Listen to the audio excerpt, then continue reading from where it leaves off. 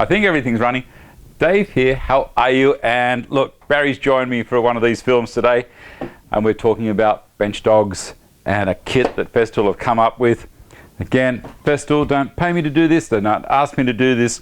I see some of their products and I think, you know what, this is one that I bought and I want to share the information about what's in this. Now, it's a limited edition one. You may see other companies sell a similar thing like this in a sustainer.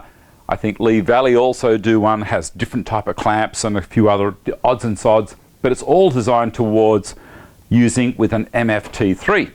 Now, Barry, pay attention. Yes.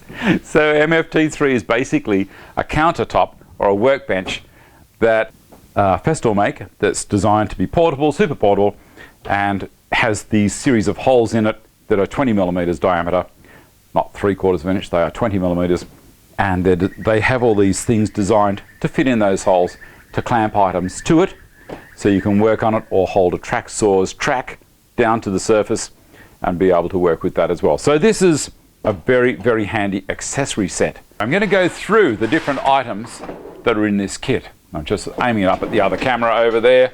Inside this kit are lever clamps. These things are fantastic. They have over 200 kilos of clamping pressure. They just go into the top. Whatever you want to hold down, brilliant. Will also hold the tracks for the track saw, so they slide into the end of the track. And away you go. Got two of those. Bench clamps. These guys lock into the surface, and it comes with a receiver as well as a clamp. You slide that into there, slide that up to where it's got to go, and look at that, not going anywhere. There's also these knobs that have got a thread on them. I'm not sure what thread it is, maybe it's a 1/4 inch.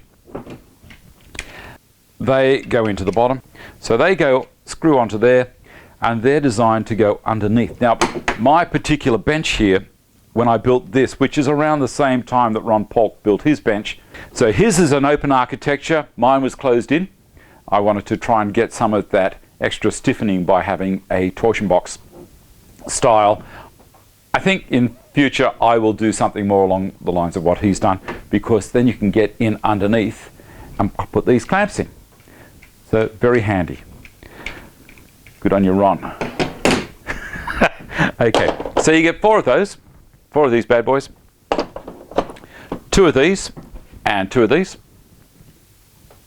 And they live in that box quite nicely. They drop in there. Now, all of those things I already own. So I was thinking, oh, do I buy this or not? And then I saw some other things in there that I thought, yes, I want them. Now, low profile dogs. Not Barry, low profile dogs. Barry's a very high profile dog. These guys are designed to just drop in very low. I could now get my plane and plane that. Not a problem, I'll do it. There you go. How cool is that? Works great. Now, the other thing I like about these, I'll pop that out of the way. The other thing I like about these things is I often use my domino, and I use it with the trim stop. Now, the trim stop is so I can put domino holes in the ends of skinny little pieces of timber like this. Now, why do I want to do that? Well, if I'm going to do a handrail, I often like to create these skinny little balusters that go up and domino into the underside, doweled into the underside of the top of the capping piece on the handrail. Now, I can do that quite easily with this, because I don't want to have to clamp it down every time I do that. You know, if I'm doing a run of 100 of these, how would I do it? Well, how about I drop that in there in my little table, and there I've got something there. And how about I drop that one in there, another one there. I don't care if it wobbles around like that, not at all. I could even do that if I wanted to make it even tighter. How cool is that? Tighter again. Now I can get the domino with the trim stop and drop it on top of there, do the plunge, take that out, put the next one in, do the plunge. So quick. Very, very handy little items. I think Festool show them as though they're doing some bending some timber and everything. Well, I'm not into bending timber. I like to cut it, plane it, glue it, hammer it, nail it. I don't bend it too much. And they all drop in. Oh, these also can get held down. Same kind of system. So that's those. Now, there was one last thing in here, and that's the thing that caught my eye. These are a super low profile dog 4.5, 5mm thick aluminium bar for planing. Now my concern was that, because when I saw the pictures of them, they were like that. When I built my table here, I didn't do the holes the same layout as what Festool's MF3 has done. They're 96mm centers. On mine, I'm at 4-inch centers because that's the template that I use. I used some pegboard that had holes at every 1-inch center. So I was thinking, all right, they're not going to work. But, blow me down, they slide along the aluminium bar. And I was thinking to myself, magnetized. How do they magnetize a piece of stainless steel to aluminium?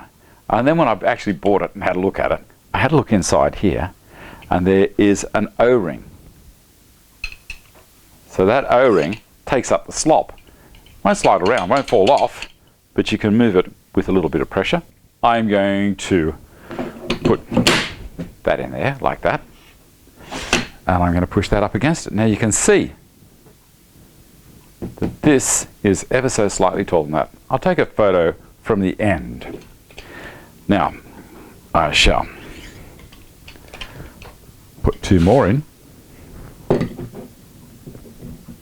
Let me just slide that along to there.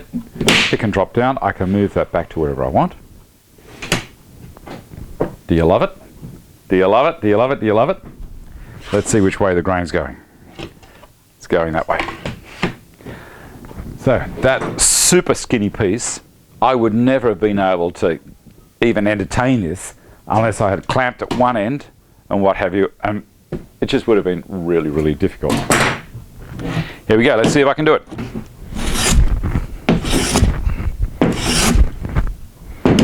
Look at that. Look at that. It works. Camphor laurel. Doesn't it smell beautiful? Anyway, there you go.